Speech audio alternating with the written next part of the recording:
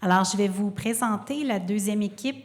On va peut-être avoir un petit battement là, de 2-3 minutes le temps que la prochaine équipe s'avance, mais je vais quand même me permettre de la présenter. Alors, il s'agit d'une équipe qui va être composée des firmes suivantes.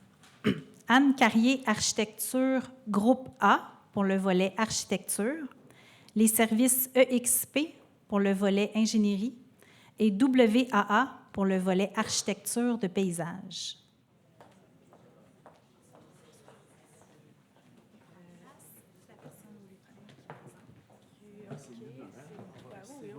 Je vais introduire. Moi, j'ai la télécommande. Ça avance puis ça recule. Super. Puis vous avez un pointeur si jamais vous voulez y aller avec un petit laser.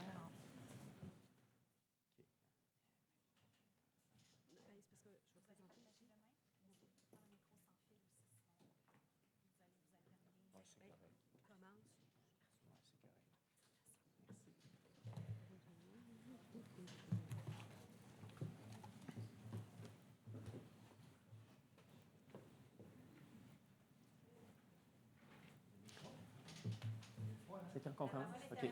Merci. J'ai quand même gagné la télécommande, je tenais à le mentionner. Donc, c'est première victoire. Je suis Éric Rivard, je suis le chargé de projet de l'équipe. On représente l'équipe Anne Carrier et Groupe A Architecture. On est avec EXP, WA et Go Multimédia. Donc, ce soir, on est accompagné d'Antoine Crépeau, qui est notre architecte paysagiste. On est accompagné de Gabi Gamard, notre ingénieur électromécanique, et de Guy Desmarteaux, qui va prendre la parole un peu plus tard, et surtout de notre conceptrice Anne Carrier, qui va débuter la présentation. Et moi, j'aurai la télécommande. Merci, Éric. Alors, bonjour tout le monde. C'est le fun d'être ici ce soir. Là, le timer a commencé. Donc, écoutez, la rivière des Prairies portait le nom de Squananoty, qui signifie en huron la rivière en arrière de l'île, et les anglophones l'appelaient Back River, en référence à l'appellation huronne. Parallèlement à la rivière, le boulevard Gouin constitue le tracé fondateur qui longe la rivière des Prairies. Les cartes anciennes nous permettent d'identifier la trame seigneuriale perpendiculaire à la rivière et au parcours mer qui a permis le développement urbain. Toutefois, on imagine que ce dernier parc a échappé à la densification de la trame urbaine adjacente puisqu'il constitue un milieu humide traversé d'un ruisseau. Le potentiel non exploité de ce paysage d'exception dans l'arrière-cour de l'îlot est le point de départ de notre réflexion qui s'articule en 4 axes. Premièrement, comment développer le potentiel et l'accès aux paysages naturels formés par la rivière et les boisés pour reconnecter les différents usages et le futur pôle avec l'espace rivière? Deuxièmement, comment articuler l'expérience de la randonnée de la rive urbaine à la rivière de façon à créer un pôle civique structurant, attractif et identitaire? Troisièmement, comment offrir des espaces et des ambiances inclusives qui permettent à toutes les cultures et toutes les générations de la communauté de se développer, de socialiser et de partager. Quatrième axe, comment favoriser l'intégration urbaine, paysagère et architecturale de Espace Rivière, ainsi que sa pérennité et sa durabilité. Par le croquis qui est présenté, on comprend notre intention de créer des connexions entre les rives résidentielles et institutionnelles, ainsi qu'une percolation de la rivière à travers l'îlot et jusqu'au bâtiment. Ce croquis illustre le potentiel d'agrandissement horizontal du bâtiment existant. Alors, fermée sur elle-même, la bibliothèque actuelle ne comporte, à notre avis, aucun élément qui puisse bien servir le nouveau projet. Nous avons toutefois analysé la possibilité de réutiliser la structure existante, mais considérant le faible pourcentage que ça représente sur l'ensemble, ainsi que le manque de flexibilité de la trame structurale, en plus du risque élevé d'imprévus en coût de chantier, nous avons choisi de déconstruire. Alors, cette décision nous permet de tirer profit du site au maximum. En effet, une dénivellation importante du terrain, environ 6 mètres, offre une belle opportunité d'organiser des volumes en cascade, de façon à optimiser les vues sur la rivière, l'apport de lumière naturelle et les accès au sol sur au moins 2 niveaux. Voici un premier schéma conceptuel. Alors, l'observation des activités humaines sur le site nous a permis de comprendre la perméabilité souhaitée et de dicter les axes de circulation. Le pont, qui constitue la colonne vertébrale nord-sud, permet de relier et d'ouvrir une brèche vers le boisé alors que le chemin de traverse emprunte le tracé existant entre l'école et le pôle commercial. À l'instar de la rivière, ces parcours rapides agissent comme des courants qui façonnent des volumes et qui émergent comme des petites îles de différentes tailles qui abritent les différents pôles de Espace Rivière. Ainsi, la fragmentation des volumes permet de les soulever et de les abaisser pour offrir la perméabilité entre la nature et les parcours de randonnée et de créer aussi des parvis sur le boulevard, de créer des parvis sur la ruelle ainsi que sur le boisé. Alors, les volumes surbaissés nous permettent d'enfouir les stationnements et les espaces techniques et d'avoir ainsi plus de superficie aménagée au sol. La disposition et le regroupement des volumes de différentes hauteurs ont amené à créer une 5e façade et des terrasses connectées aux usages intérieurs. Il y a un axe de circulation vertical que l'on nomme l'escalier des méandres, qui est illustré en rouge et qui relie les parcours et offre des expériences de socialisation et de découverte. L'eau s'invite aussi dans la randonnée par la création de bassins de rétention, de jardins de pluie et de rigoles. Sur cette image, on peut apprécier les volumes du bâtiment articulés en îlots traversés par la nature. Le chemin de traverse que l'on voit à droite du bâtiment permet de créer un pont avec la coulée verte vers le parc. Nous avons choisi une implantation compacte sur le site, ce qui permet de préserver l'entièreté du boisé et de définir des seuils d'entrée et des parvis animés. On y aperçoit aussi l'occupation des jardins en toiture et on peut y deviner les liens avec la rivière des Prairies. L'articulation des volumes et la différenciation entre le traitement du socle et des étages favorisent aussi la hiérarchisation des aménagements à l'échelle humaine et aussi à l'échelle urbaine. Tous les accès, ainsi que les pôles d'activité et de services, convergent vers le Grand Hall et le Carrefour. Alors, ce qui est en jaune, c'est ce qu'on appelle le Carrefour, et il est enrichi d'activités variées qui participent à la randonnée, aux ambiances sensorielles, ainsi qu'à l'interrelation avec les rives urbaines et aussi avec les institutions qu'on retrouve du côté nord. L'escalier des méandres s'accroche à ce carrefour sur 6 niveaux et propose une randonnée à vitesse variable vers le parc, le boisé ou les terrasses végétalisées, en passant par le foyer, son jardin intérieur, la ludothèque, la salle multi, l'atelier culinaire, le BAM, ainsi que les lieux de diffusion de la bibliothèque. Autant d'opportunités pour voir et être vu. Voici maintenant un des premiers contacts qu'on pourrait avoir sur Espace Rivière au coin de Perras et Rodolphe-Forgette, un soir de spectacle. On est donc accueillis sur un parvis protégé et une terrasse intimiste qui permet des rencontres et des échanges, ainsi que l'anticipation de l'activité intérieure. Sur le boulevard Perras, on peut remarquer une petite passerelle qui traverse une bande végétalisée vers le parvis et l'entrée principale. En entrant, on est accueilli au cœur du foyer, qui est la prolongation du parvis vers le carrefour, un lieu de convergence, de rencontres et de découvertes. On y retrouve le comptoir d'accueil et d'information pour tous les groupes citoyens, ainsi qu'un des accès à la salle de spectacle. L'aménagement de cet espace, on le veut polyvalent pour pouvoir accueillir soit des bulles d'exposition, des petites prestations artistiques, de la danse, des conférences, des lancements de livres ou des manifestations citoyennes spontanées. Donc, on devra travailler une signalisation dynamique et novatrice avec les usagers lors du processus de conception intégrée qui suivra le concours afin de partager nos expériences et de scénariser aussi les différents usages. On se tourne à 180 degrés à partir de ce point d'entrée et on a déjà une vision complète vers les parcs intérieurs et extérieurs, les passerelles suspendues autour du cœur central, l'escalier des méandres, l'accueil de la bibliothèque juste à droite et le pôle famille qui se déploie sur 2 niveaux. On constate que la lumière y est généreuse, mais aussi elle est contrôlée selon l'orientation. On peut imaginer ce paysage se transformer selon l'heure du jour et des saisons. Donc, vous avez compris qu'on a apporté une grande attention à l'implantation du projet. C'est un projet pour nous qui était très important d'être orienté sur l'accueil, le rassemblement, le partage. En réalité, on retisse d'une certaine façon une trame qui pourrait rappeler celle d'un noyau villageois tissé serré.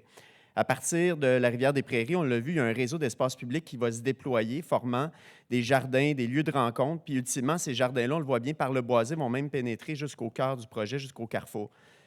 L'implantation va multiplier les façades principales. En fait, dans ce projet-là, il n'y a pas d'arrière, il n'y a pas de devant, il n'y a que des façades principales pour tous les points de contact.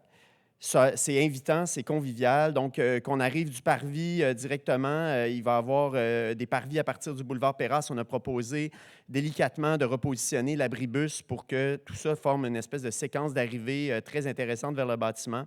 Donc, dès le carrefour Rodolphe-Forget-Perras, on est invité en entrée, mais on est aussi entré par le boisé, où il y a des parcours qui nous amènent directement au cœur du carrefour.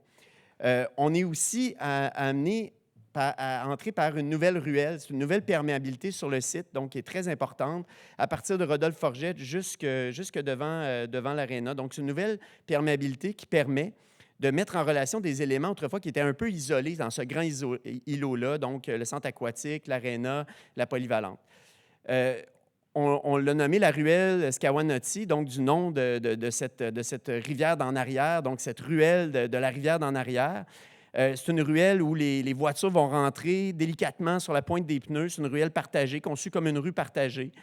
Tout le monde y cohabite, les skateurs, les cyclistes, les piétons, les automobilistes qui vont aux déposes minutes devant le centre aquatique. On a voulu aussi animer cette ruelle-là. Donc, par exemple, vous voyez au premier plan, là, juste ici à gauche, le pavillon de la vie active qui a une façade, une adresse sur cette ruelle-là. La même chose avec plein de chemins de traverse, des raccourcis qui nous permettent de passer à travers le carrefour, à partir de la ruelle, vers la ruelle, à partir du boisé, vers le carrefour, vers la ruelle. Donc, tout ça nous montre que le projet a un certain aspect pavillonnaire. C'est ça qu'on voulait aussi illustrer avec cette image-là. Donc, on voit plein de pavillons qui se déploient plutôt qu'un grand bloc monolithique. Donc, toutes les fonctions du site vont participer à l'animation de la ruelle. Par exemple, ici, on a les espaces de la plage du centre aquatique qui sont réanimés, réactivés. Ils vont participer à animer cette ruelle-là. On imagine à chaque fois une espèce de fil conducteur avec ces petites rivières, ces petits jardins de pluie qui viennent capter l'eau sur le site et qui permettent de créer des lignes de désir, des espèces de fils conducteurs qu'on peut suivre et qui créent vraiment une espèce de réseau bleu sur le site en toute saison. Ces rigoles-là vont permettre d'irriguer le site vers un bassin que je vous présente dans quelques instants. En toiture, Anne vous a bien présenté l'espèce d'effet de cascade qu'on crée avec les volumes. Donc, ça permet de créer autant de jardins, d'ambiance. Chaque jardin thématique est lié avec des activités intérieures. Chaque jardin va avoir sa propre couleur. On s'imagine même que certains jardins pourraient être utilisés en hiver pour faire des places hivernales vraiment intéressantes avec des vues spectaculaires sur la rivière. Du côté du boisé, très délicatement, on vient retisser des petits sentiers, des petits raccourcis. On maintient en place le raccourci actuel qui est si important pour les élèves de la polyvalente à travers le boisé.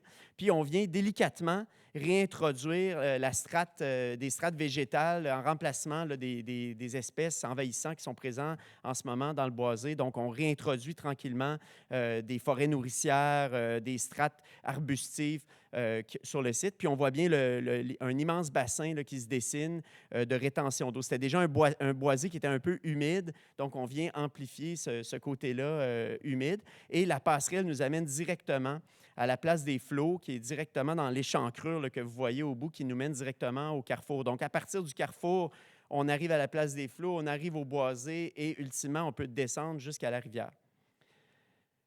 Ici, on a une vue du jardin de pluie directement sur le boulevard. Donc, dès l'arrivée sur le boulevard, ça, c'est la vue qu'on aurait quand on descend de l'autobus. Bien, on est déjà dans un bâtiment, dans un jardin où on voit l'eau qui est omniprésente. Donc, qui nous rappelle autant de petits embranchements, de petites rigoles qui coulent vers la rivière des Prairies. On revient avec l'interface arrière. Donc, on voit bien qu'au-delà même de tous les aspects programmatiques, on a voulu aller vraiment vers les aspects humains de l'architecture. Pour nous, c'était très important que le projet recrée une habitation, une cohésion humaine qui va bien au-delà de l'architecture. On voit, par exemple, comment on s'est mis à s'imaginer des scénarios dans notre tête. Ici, au premier plan, le pavillon de la vie active qui agit quasiment comme un pavillon de parc.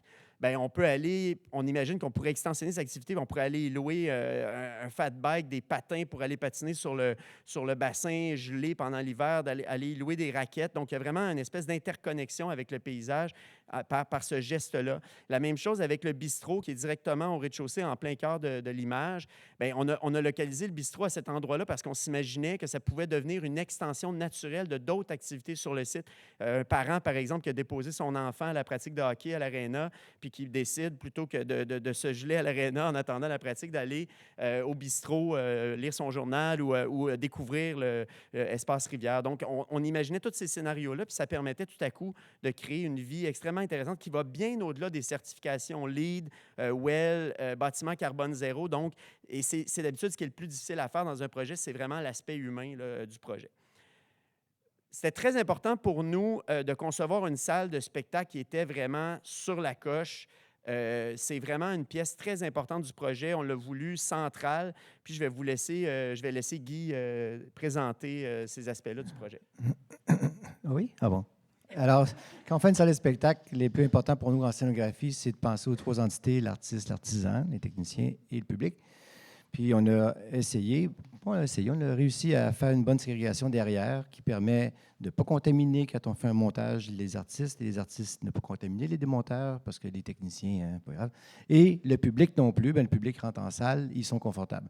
On remarque, je n'ai pas de pointeur laser, mais vous regardez ce que je regarde, on remarque que l'avantage qu'on a aussi, le grand hall d'entrée permet, quand les gradins sont non déployés, mais rétractés, de pénétrer dans la salle directement du côté court, ce qui est assez facile. Donc, ils rentrent dans l'espace public, ils consomment un petit peu des chips, puis des bonbons, puis hop, ils rentrent dans la salle après pour l'événement. Si on voit la page suivante, on regarde qu'il y a des configurations qui ont été demandées au programme, on les a tous mis, puis on voit que ça fonctionne avec les capacités et les distances nécessaires à la bonne procédure de la salle. La prochaine vous propose une coupe longitudinale qui met en perspective un peu le système d'accrochage, des passerelles, un peu, on appelle ça de la machinerie scénique, qui va servir ultérieurement à utiliser la salle pour les représentations soit professionnelles et ou amateurs. La prochaine image, ici on voit, oui, on voit les petits bonhommes, ils sont tout petits, hein? Mais ça nous permet de vous montrer qu'on appelle ça un manteau d'arlequin ou un lambrequin. On pourra ouvrir ou réduire le cadre de scène, dépendamment de l'activité qui est là. Ça veut dire que si quelqu'un est tout seul, on peut réduire, ce qui fait qu'il y ait moins l'air perdu dans l'espace que s'il y a des danseurs, des grands bals canadiens ou un spectacle de Pink Floyd qui vient voir. La prochaine image, c'est un drôle de hasard. On ne voulait pas ça, mais c'est arrivé comme ça. Non, c'est pas vrai. Le stationnement du sous-sol, rez-de-chaussée, rez-de-jardin, on peut nommer rez-de-jardin, donne en plein vers la salle de spectacle, ce qui donne un plus pour la mobilité réduite pour pouvoir pénétrer dans la salle de spectacle. C'est vraiment un hint qu'on est fiers de vous présenter. Et la dernière image vous présente la salle. On a un peu... on va peut-être être éliminé, mais ce n'est pas grave. On a mis des gradins cassés, en deux cassures, au lieu de les mettre comme prévu droite, parce que c'est beaucoup meilleur pour les spectateurs. Et on a plusieurs salles comme ça qu'on a fait dans le monde entier, non, c'est pas vrai, mais partout, qui fait que les gens sont très contents. Bien, quand tu es assis, mais tu ne regardes pas le mur puis d'avoir mal au cou. Donc, c'est sûr que les pharmaciens font moins d'argent, mais au moins, vous êtes confortable. J'espère que vous avez aimé ça. C'est tout. Alors, sur le plan précédent, on voyait qu'au niveau 1, c'est celui de l'accueil général, puis on y trouve aussi les espaces familles avec des espaces ludiques et colorés. On revoit aussi le contact visuel qui est très important dès l'entrée avec les jardins. Et dans cet espace-là, on souhaite travailler un design biophilique en intégrant des plantes tropicales puis des textures, des couleurs qui pourraient être thérapeutiques et ludiques et facilement appropriables par la communauté. Du côté du boisé, à l'est du terrain, à l'est du site, on voit que des volumes plus opaques qui flottent au-dessus des airs plus perméables et on constate, on peut bien apercevoir la place des flots, les flots, F-L-O-T, et les flots aussi, c'est une place familiale, joyeuse, qui nous amène vers le pavillon de vie active et qui est quand même protégée et ludique.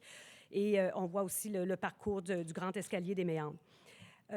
L'espace famille se prolonge aussi. Puis, on peut apercevoir ici que même l'hiver, toutes nos vues sont agréables et puis que la lumière change de couleur, mais quand même, tout ça donne des perceptions différentes. Alors, on se propose aussi d'envelopper le volume de la salle de spectacle qu'on voit ici à droite dans un écrin d'acier inoxydable brossé qui est choisi pour son éclat et sa capacité à réfléchir la lumière et les couleurs de son environnement. Donc, au niveau de la matérialité associée au bois de l'escalier et des plafonds du carrefour central, la sobriété des matériaux qu'on propose laisse place à l'appropriation des lieux, à de l'affichage et à la transformation des lieux au fil du temps. Je passe rapidement, je pense qu'il ne reste pas beaucoup de temps. Niveau 2, du côté du parc et du boisé, on retrouve notamment les organismes famille, la ludothèque, qui sont en contact visuel aussi avec l'espace famille. Alors, cet espace, c'est un espace, ça résume bien ici les stratégies qui visent à maximiser l'apport de lumière naturelle, la vue sur le fleuve, la vue sur le boisé et des ambiances différentes et chaleureuses à travers une randonnée riche en expériences. Niveau 3, c'est principalement dédié au pôle des adolescents. On leur voulait un lieu bien à eux avec une petite terrasse protégée ainsi qu'un jardin artistique qui pourrait devenir un lieu d'expression et de diffusion pour les ados. Et on retrouve aussi sur ce même niveau le jardin communautaire qui est associé à la salle multi et à l'atelier culinaire. Et cet espace-là aussi pourrait être appropriable par la communauté et changer d'occupation au fil des saisons. On voit bien ici sur le niveau 3, on est au niveau 3, alors on observe le puits de lumière intérieur, le parc intérieur, et je me dépêche parce que je pense que le niveau 4, c'est le pôle savoir et patrimoine, avec des ouvertures, remarquez des ouvertures qui sont judicieusement disposées sur les 4 façades pour assurer le contrôle de la lumière. Alors, dans notre stratégie de conception, bien là, on nous avait dit 40 minutes. En finissant, on a une stratégie de composition volumétrique qui permet une lecture facile et avec des matériaux accrochés, avec des volumes qui s'intègrent aussi à la zone résidentielle. Et bon, avec vos questions, on pourra peut-être revenir sur ces diapos qui prennent un petit peu trop de temps et on pourrait aussi vous parler, on n'a pas le temps, du développement durable et de l'ingénierie, de l'électromécanique et de la structure. Donc, finalement, bien, posez-nous vos questions, mais je voudrais juste lire mon dernier petit paragraphe qui est conclu. Je vous souhaite de vous dire, à travers l'élaboration du projet, que nous, on a appris à vous connaître, les Prairivois, et on espère pouvoir continuer ce projet avec vous. Et nous croyons que l'Espace Rivière peut vraiment faire naître des opportunités de reconnexion avec la communauté, avec la ville, comme la rivière qui ne meurt jamais, mais qui va toujours plus loin, toujours combative et toujours en mouvement. Merci. Merci beaucoup.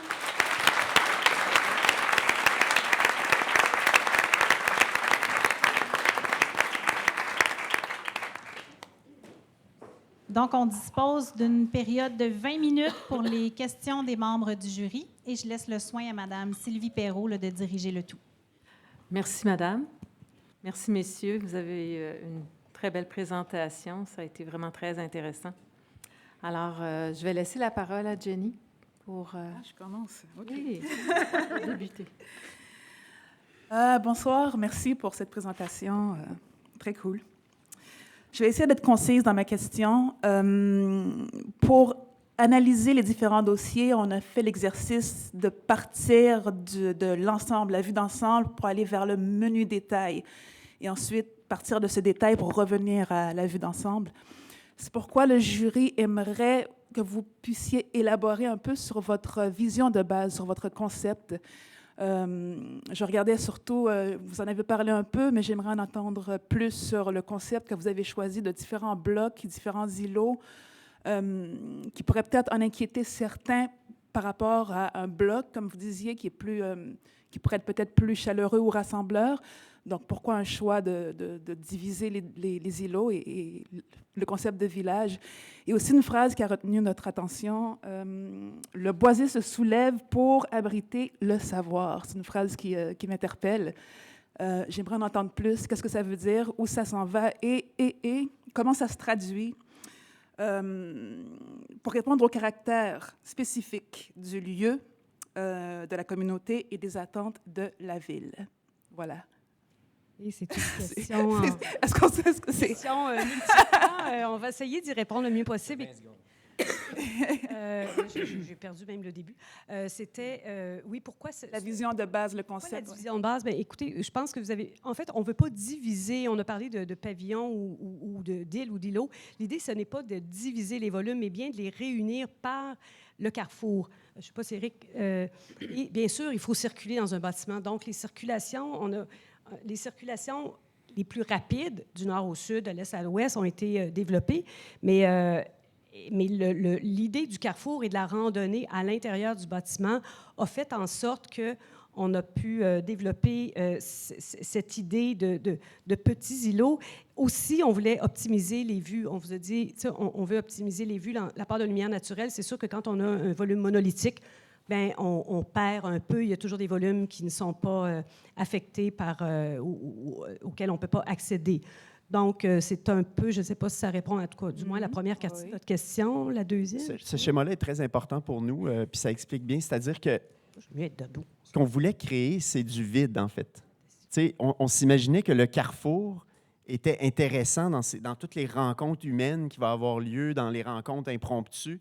Puis ça se passe entre toutes les fonctions du programme. Donc, toutes les entre-fonctions sont dans le jaune qu'on voit dans le dessin. Donc, les fonctions sont là pour habiter, animer cet espace-là qui est jaune, où là, il y a du mouvement, il y a des flux, il y a des moments d'arrêt, il y a des raccoins.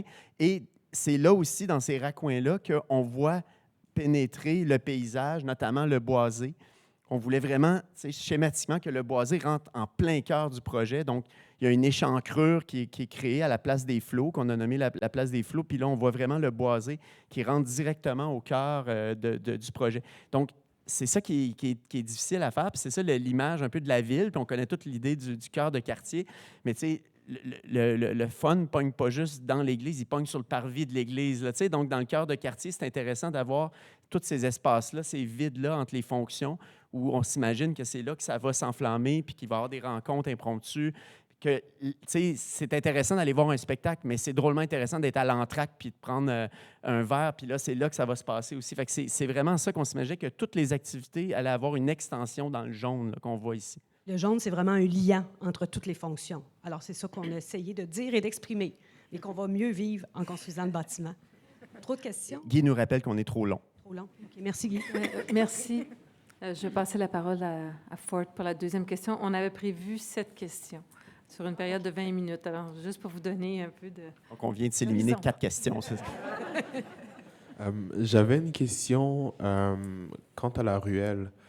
Sachant qu'il y a énormément de circulation au niveau de l'école secondaire, comment vous pensez assurer une sécurité au niveau de ce passage-là? Je vais répondre. Moi, je suis un designer urbain avant d'être architecte ou à l'inverse. Là, j'ai un côté sucré-salé. Là. Un concept fondamental en design urbain, c'est le mieux de le dire en anglais, c'est « eyes on the street ». Donc, plus il y a de yeux qui regardent la rue, plus c'est sécuritaire. Donc, quand on a programmé la ruelle, on l'a programmé en pensant aux fonctions autour, le bistrot, le pavillon de la vie active, le centre aquatique. On imagine même qu'il pourrait y avoir un skatepark à cet endroit-là parce qu'on s'est dit que plus qu'il y a de yeux qui regardent la ruelle, moins finalement on va avoir le goût d'aller faire un tag sur la bibliothèque. Puis à la limite, on fera un espace où ça va être permis de faire des tags, mais c'est vraiment les yeux sur la ruelle. Donc, on a multiplié les yeux sur la ruelle, donc tout le monde voit tout le monde. Il n'y a pas d'angle mort, il n'y a pas d'arrière, c'est sécuritaire. Contrairement, par exemple, à l'arrière de la polyvalente, où on a été obligé de mettre des grillages dans les fenêtres parce qu'il n'y a pas de yeux, il n'y a personne qui regarde cet espace-là en permanence. OK, parfait. Merci. Oui. Alors, merci pour la présentation. Comme vous l'avez expliqué, le projet est fragmenté, il y a plusieurs volumes, ça crée des interstices, des passages extérieurs, des places. On aimerait savoir comment vous avez vu les contrôles d'accès par rapport à toutes les différentes portes, les différents passages et entrées possibles, et la sécurité aussi de certaines des placettes ou des entrées. Écoutez, on parle de projet. J'aime peut-être moins utiliser le mot fragmenté parce que ça donne peut-être cette impression-là, comme on disait, c'est un projet où tout est lié. Quand on regarde le plan, quand on voit le plan, c'est quand même assez simple. Et les contrôles d'accès, on n'a pas énormément d'entrées. On a l'entrée une par niveau et on a des possibilités d'accès là, sur le côté. Mais comme on sait, les accès peuvent facilement être contrôlés aujourd'hui, comme dans toutes les bibliothèques. Donc, puis les accès aux différents secteurs aussi sont facilement contrôlables. Et c'est sûr qu'on peut améliorer encore les solutions potentielles en scénarisant davantage là, quand on va être rendu plus loin dans le projet avec le client. C'est sûr qu'il y a un recours à la technologie. Là. C'est sûr, pour nous, on s'est dit, regarde, tout est possible, puis on n'est pas un accès, un point de contrôle près. Là. Ça, c'est certain qu'on va avoir des technologies qui vont nous aider à faire ça. On pense que maintenant, c'est assez simple de le faire. Bon, merci. Monsieur, Madame, tout le monde, qu'est-ce que vous souhaiteriez qu'ils vivent en entrant dans l'Espace Rivière? C'est la question qu'on voulait, Anne. Oui. C'est la question qu'on voulait. Mais, en fait, C'est plus bavard. en fait, non, mais écoutez, vous allez voir notre passion parce que quand on est venu sur ce site-là, on a marché, on a vu toutes les arrières, l'arrière de l'aréna, l'arrière de la polyvalente, l'arrière du centre aquatique. On s'est mis à... Et là, on a trouvé le premier soubresaut de projet dans l'espèce de raccourci que les jeunes ont tracé eux-mêmes dans le boisé. Là, on s'est dit, c'est un chemin de traverse. Là, on s'est mis à aller voir, on s'est mis à retourner lire Serge Bouchard. Puis là, on s'est rendu compte que Serge Bouchard venait de Rivière-des-Prairies. Là, on s'est dit, tout est dans tout. Là, on s'est dit, il faut faire un projet pour la vie de tous les jours. Il faut que ce bâtiment-là devienne un lieu qu'on s'enfarge les pieds dedans au quotidien. Tu sais qu'on n'a pas besoin là, de prendre rendez-vous, on n'a pas besoin de planifier ça. Donc, il y en a qui vont juste passer à travers le projet. Il y en a qui ça va être sur leur raccourci. Ils vont arriver du boisé, ils vont rentrer, ils vont ressortir sur le boulevard Péras pour aller prendre l'autobus. Il y en a qui vont débarquer de l'autobus, qui vont passer à travers parce qu'il fait froid cette journée-là. Puis c'est ça qu'on voulait. On voulait que ça devienne un lieu où on s'accroche les pieds au quotidien. Puis là, on se rend compte qu'il y a un show le soir dans la salle. On se rend compte qu'il y a une expo parce qu'on vient de passer à côté. C'est vraiment ça qu'on voulait. On s'est dit, la première raison pour y aller, ça ne sera pas nécessairement la raison pour laquelle les bibliothécaires, les animateurs qui vont programmer la salle de spectacle voudraient qu'on y aille, mais ils vont revenir la deuxième fois pour ça. Fait que c'est de même qu'on l'imaginait. C'est pour ça aussi qu'on a voulu qu'il y ait 4 façades. Il n'y a pas une façade principale, une façade d'entrée, puis quelque chose de majestueux puis de pompeux. Tout est à l'échelle humaine et convivial, même si on doit déployer le projet sur 6 niveaux. De là aussi, toute l'organisation des volumes entre eux. Et puis, l'idée de voir sur cette image-là, bien, vraiment, le bâtiment agit comme lieu de vie aussi sur ce qu'on appelle la ruelle, mais qui n'est pas non plus un arrière-cour. Alors, c'est ce qu'on... on a bien hâte de le voir, mais je pense que ça va être vraiment un plus dans le quartier. Merci. La prochaine question, c'est moi qui vais vous la poser. Elle concerne le développement durable. En fait, un des aspects. Dans le cadre de ce projet, vous proposez une enveloppe métallique. On voit que cette enveloppe-là, à certains moments, elle présente un degré de transparence. Pouvez-vous nous expliquer un peu comment ça fonctionne? Puis ma question a 2 volets. Là, ça, c'est le premier. Après, Je peux répondre sur une partie, là, sur la transparente. En fait, on a utilisé déjà dans des projets précédents le système de filtre. Alors, c'est un dispositif qui permet le jour de protéger, de garder une certaine intimité, de protéger des trop grands ensoleillements. Et le soir venu, bien, on a la lumière intérieure et on ne voit plus ces filtres-là, ce qui donne un visage autre au bâtiment. Donc, au niveau de la stratégie d'occlusion et de contrôle de l'ensoleillement, bien, c'est quelque chose qui fonctionne bien, qu'on comprend bien aussi. Pour ce qui est du développement durable, au niveau du bâtiment... je ne l'ai pas encore posé, ma question, concernant En fait, le premier volet, c'était de voir comment fonctionnait l'enveloppe. Le deuxième volet de ma question, c'était au niveau de la matérialité du projet, comment cette matérialité contribue à rencontrer les exigences du BCZ Design? Bien, les exigences du BCZ Design vont bien au-delà des matériaux de l'enveloppe, mais au niveau des matériaux de la façade, on a choisi... Nitrocarbonate. Oui, on a choisi l'acier. Bien, l'acier, c'est un matériau qui se recycle à 100%.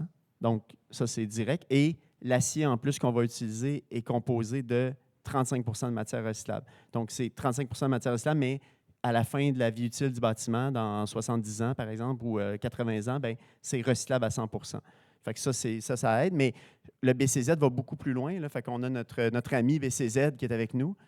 Bon, concernant le carbone zéro, dans le carbone zéro, c'est demandé d'être design. Et dans le mode design, il y a 3 scénarios qu'on peut appliquer. Un des scénarios, c'est d'avoir une performance énergétique assez performante. On doit respecter 30 à 40 kWh par mètre carré par année. Et pour rencontrer cette exigence-là, on a utilisé un système géothermique qui va être comme notre première source de production ou de rejet de chaleur. Les systèmes électromécaniques sont des systèmes à haut rendement, efficacité énergétique très haute. On surveille la consommation d'eau. Tous les appareils sanitaires vont être certifiés WaterSense pour avoir un très faible débit. L'éclairage, ça va être à grandeur avec un éclairage Odell, avec un contrôle d'éclairage. La mécanique va être avec des contrôles individuels. C'est vraiment, on est allé avec une conception très efficace en termes de récupération d'énergie et d'utilisage de cette énergie-là. Et ça, c'est en termes de la consommation. Il y a aussi des matériaux qui sont utilisés. Je parle du béton dans le stationnement. On va utiliser du béton avec la fibre de verre, qui est quand même une matière recyclée qui augmente la durabilité du béton. Il y a plein de modes de récupération d'énergie qui sont impliqués. Parfait, merci. Bonjour, belle présentation. Question. Pourquoi vous tient-il à cœur de mener à bout ce projet? Pourquoi on tient le projet à cœur? Je pense que la question s'adressait à toi, Guy. Non, c'est pas vrai. Non, mais en fait je vais revenir peut-être avec un élément de réponse tout à l'heure, mais Anne et moi, on vient tous les deux de la banlieue. Donc, on a tous les deux grandi avec la vie dans la cour arrière. Quand on a découvert le site, on l'a découvert par en arrière. On l'a découvert que la vie sur ce site-là était beaucoup en arrière. On sentait que c'était un site qui était vibrant. Il y a déjà une énergie sur ce site-là qui pourrait être vraiment canalisée vers l'espace rivière. Puis, on était fascinés de voir toutes les rencontres qui pouvaient se faire à travers ce bâtiment-là. C'est la première fois que je voyais un bâtiment avec des sections de livres, avec tous les endroits dans le monde d'où les gens viennent, dans la bibliothèque. Ça nous a vraiment allumés. On s'est dit que, comme architecte, c'était vraiment quelque chose qui était très stimulant. Non, puis aussi de faire le lien avec la rivière, parce que, comme on disait, on a, dans notre premier concept, on accédait par le boulevard Gouin, par la rivière, par le parc René-Masson. Alors, pour nous, puis on pense que ça peut faire vraiment une différence. En fait, pourquoi on y tient à cœur aussi? Parce qu'on pense que l'espace rivière, là, ça peut vraiment faire une différence dans la vie des gens. Puis si, comme architecte, on peut avoir cet espoir-là ou revenir ici dans 10 ans puis de voir que des jeunes qui ont été marqués puis qui ont pu continuer à aller à l'école parce qu'ils ont vécu ça ou qui ont arrêté qu'il y a moins de violence dans le quartier. Alors, pour nous, ça va déjà avoir été une réussite. Fait que c'est un peu ça l'objectif. C'est le côté humain du projet qui nous captive le plus dans tout le projet. Parfait, merci. Oui, merci. Très bonne réponse. Dernière question. Bon, bien, Crémy, on s'est rendu à la 7e question. C'est vraiment une question, c'est un détail, en fait. Là, c'est sur la façade, sur Rodolphe Forget. On voit que vous allez avoir un mur aveugle en lien avec votre salle de spectacle. Sur une élévation, on a vu une aurore boréale là, un petit moment. Puis, j'avais envie de vous entendre sur la matérialité, ce que vous alliez proposer, parce que c'est une des façades importantes dans le projet aussi. On savait que l'aurore boréale ne t'échapperait pas, Étienne. En fait, oui, bien, c'est... répondre avec l'acier inoxydable. Oui, bien, c'est ça. C'est un matériau qu'on voulait réfléchissant. En fait, c'est le même matériau à l'intérieur. Là, c'est de l'acier inoxydable brossé qu'on utilise à l'intérieur-extérieur pour vraiment faire une transition parce que c'est un volume important. Il prend de la place. La salle de spectacle, ça prend de la place, mais c'est un élément du programme très important. Fait qu'on le voulait distinctif aussi, facilement reconnaissable. Et étant donné qu'il est aveugle, bien, ça nous permet de faire, d'avoir un effet miroir puis de l'utiliser comme quasiment une œuvre d'art. Et puis, sur ce boulevard-là aussi, ben, je pense que l'échelle humaine est très importante, fait que l'idée d'avoir la composition, en tout cas, nous interpellait, puis importante d'être protégé aussi quand on déambule le long de Rodolphe Forget. Je ne sais pas si je réponds à votre question, là, mais... Oui, ben, c'était comme une perche pour vous inviter à nous en parler plus. Là. Donc, Oui, on ne peut pas promettre l'aurore boréale, mais ça serait intéressant que cette boîte-là vienne capter toutes les lumières de l'environnement. Très bien, très bien. Merci beaucoup. Merci beaucoup. C'est terminé pour nous. Déjà. Merci beaucoup. Ce que je comprends, c'est qu'il reste du temps pour une 8e question. J'en ai une. Je pense que c'est complet. Merci.